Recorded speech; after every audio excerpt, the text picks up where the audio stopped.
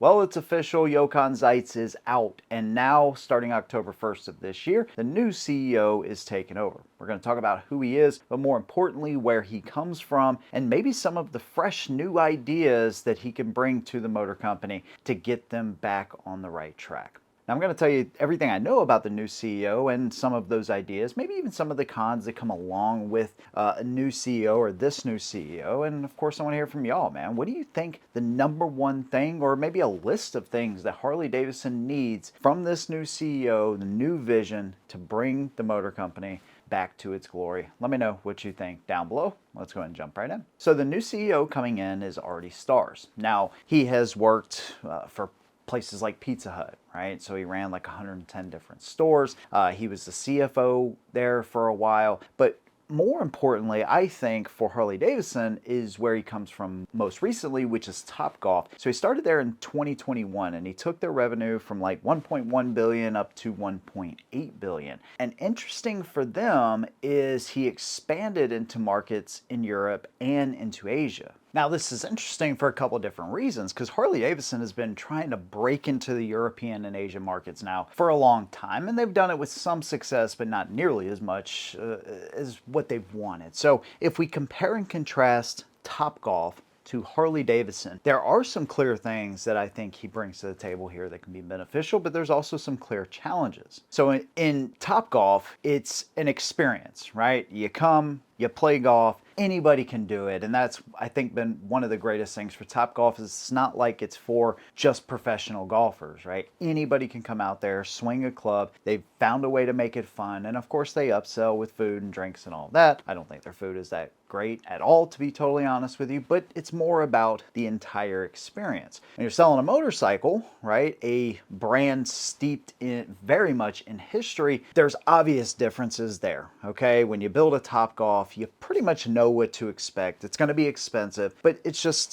they found a way to create an experience that people want to go to. So how can he bring that to Harley Davidson? Well, Harley Davidson has some of that, but when you come to buy a motorcycle, it's obviously a much bigger purchase, right? There's more thought that goes into it, but there is a certain experience with the Harley Davidson brand that you may not get at other places because of that tradition and history. Here's one of the more important things, I think, because Topgolf has been able to tap in to younger audiences with engagement and arcades and all of this kind of stuff. What if they brought some level of simulation to motorcycle riding? So imagine this, you walk into a Harley Davidson dealership in a couple of years and there's actual motorcycle simulations that you can get on and ride. Make no mistake about it, bringing new riders in is the key to this entire thing. You never want to forget about the people that are still riding, they're older, and your bread and butter motorcycles, but you got to bring new people in. So if you have some type of experience like that where you can learn to ride, making learning to ride accessible to everybody, from the youngest rider in an arcade simulation type of thing with a motorcycle, to the parking lots, to the riding academy. I'm not saying it has to be a theme park, you know, at every Harley Davidson, but obviously catering to new riders is going to be important. So bringing some of the fun and enjoyable things back into a dealership, some new fresh ideas like that could totally be beneficial. What if dealerships started doing discount programs if you come through the riding academy, if you buy a motorcycle from them? And here's the thing, we can all be involved in this. So if Harley started doing promotional programs, right? Like if you bring a non-rider with you to an event, or with you to a training class, with you to the simulator, somebody that's never been on a motorcycle, they offer discounts and perks to you, the already loyal Harley Davidson enthusiast. Some type of referral program to get new riders in, I think, would be fantastic. What about a first rider demo day? I don't know about y'all, but my local Harley certainly does not have enough demo motorcycles.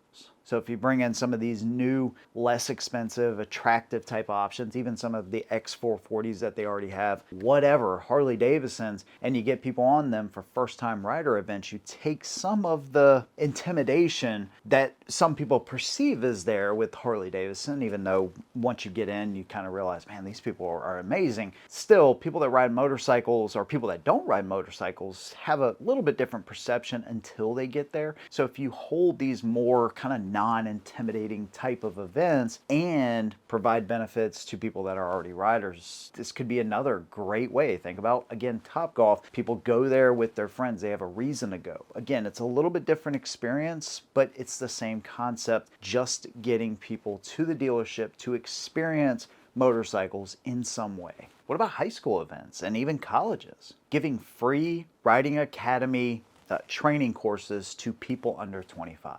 That is a really small price to pay for the percentage of those people that would actually come and then buy a bike and be tied to the brand. Having trade opportunities, so you get Harley Davidson mechanics to go to a high school on trade days, if they still do those. I hope they do. Or have trade courses where you can learn to become a Harley Davidson technician. Talk about the benefits that come along with that. Maybe a try before you buy a model. So let's say you can rent a motorcycle from Harley Davidson for a weekend, and if you buy within a certain amount of days, then the rental amount that you paid is actually subtracted from the deal. You can even run programs for people, once a month or once a week or whatever, where you have live music, food, and people that are, local hog chapter members. And if you're too afraid to get on a motorcycle for the first time or whatever, then you have an opportunity to ride with people that have experience in a dedicated loop, whatever that may be. But also creating achievements, right? So Topgolf is built on, when you first came, you were able to hit the ball in, this hole at, 10 yards or whatever. Now you can hit it at 50 yards or 75 yards. So the same thing with motorcycles. You start your first 90 days with Harley or whatever, and you went from simulation to the Rider Academy to getting your first motorcycle, log in your miles. Harley already does this to an extent with logging miles, but you could do this for discounts, member perks, first-time rider perks, and a real reward system that doesn't have you out here spending $5,000 to get 50 back, but a real type of reward. They need to work their entire reward system, to be totally honest with you.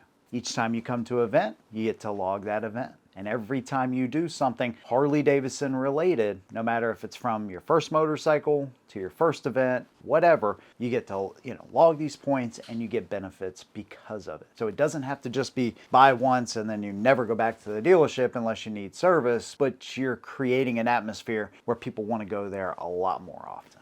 And while Stars does lack the automotive experience and the manufacturing and parts and all that kind of stuff, there's a lot of logistics there that, he's going to have to learn and figure out. There still is already a super strong culture at Harley, but we know that culture is aging out. So of course, them announcing a new sub $6,000 motorcycle, more of that needs to continue for sure. Maybe they have a sub $4,000 motorcycle. Without sacrificing quality, you're bringing in motorcycles that people can actually afford. This is kind of a given, but again, focusing on new riders, but don't forget about the ones that are still there, paying the bills and still loyal to you. And the way you really flip this thing around, of course, profitability is important to every company and we want to see them succeed. But profitability and sustainability doesn't mean you have to cut out the same people you want to continue to keep the brand alive for the next 100 years. It's not only about being sustainable and profitable for those that can afford to come in, but for every section of rider. Focus on new riders, more content creators, right? Expanding with YouTubers, Instagram, TikTok, take advantage of all that, right? That's something big at Topgolf too. Bringing it back into the culture, into movies. All of that stuff is very important, but making Harley Davidson accessible to any and everyone that wants to ride a motorcycle. And when you get them to sign, don't offer them 15, 20, 25%. Obviously, if you don't have great credit, I'm not saying they have to just give motorcycles away, but if they have decent credit, good credit, offer them decent rates too, right? Don't make them feel like they just got the shaft after going through all of this to finally get them to buy a motorcycle. I'm just saying, little bonus just threw out there for y'all. There you go. There's my opinion, man. I hope they find a way to bring it back and to bring some fun back into Harley Davidson and make the experience more than just buying an overpriced bike, which is what a lot of people see it as now. There's my opinion. I'd love to hear yours. Let me know what you think down below. If you like what I do, consider subscribing. See you in the next one. And as always, hold them down.